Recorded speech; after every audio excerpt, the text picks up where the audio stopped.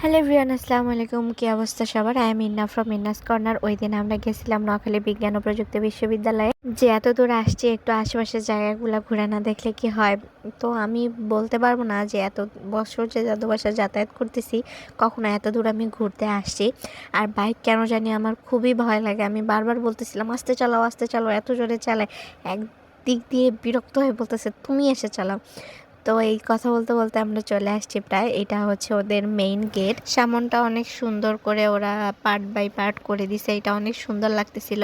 তো আমরা ভিতর দিকে যখন ঢুকতেছিলাম, ভিতরের দিকে এই জায়গাটা পার হওয়ার পর ভিতরে রাস্তা দিয়ে যাইতে পারি নাই, ভিতরের রাস্তায় কাজ চলতেছিল। পরে আবার ওইখান থেকে ট্রান নিয়ে ঘুরে এসে ওদের যে ইউনিভার্সিটির আবাসিক হলগুলো ছিল, পরে ঘুরে এসে আমরা ওই দিক দিয়ে ওদের ভিতরের মাঠের ওইখানে যাইতে হয়েছে। ওদের মাঠে ওই সময় ফুটবল খেলা চলতেছিল। আর ওদের হোস্টেলের সামনে দিয়ে যাওয়ার সময় এই রাস্তাটা যে এত পরিমাণ সুন্দর যা বলার মতো না, আমি তো পুরা ফিদা হয়ে গেছি।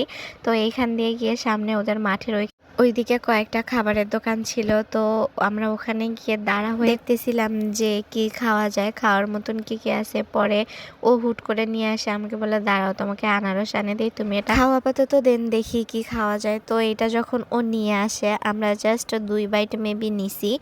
তখনই হুট করে লক্ষ্য করলাম যে বৃষ্টি পড়তেছে। আর বাসা যেহেতু দূরে, এখন যদি না বের হই, বৃষ্টিতে যদি কোথাও আটকে যাই, তাহলে তখন তো বাসার লোক আরও বেশি টেনশন করবে, যেহেতু আমরা প্রথমবার এত দূরে আসছি।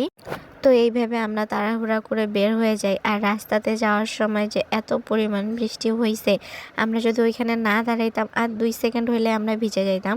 তো ওইখানে অনেকক্ষণ ওয়েট করার পর ও আমাকে অফার করলো যে আইসক্রিম খাও। তো আইসক্রিম খাইতেই তো মজা লাগে, আরও ঠান্ডার দিন যখন সামনে থেকে অফার করে তখন কি আর মানা করা যায়? তো আমরা আইসক্রিম খাওয়া শেষ করে যখনই দেখছি একটু বৃষ্টিটা হালকা পরিমাণ থেমে গেছে, তখনই আমরা বের হয়ে গেছি। তো আজকের মতন এই পর্যন্তই। আল্লাহ হাফেজ।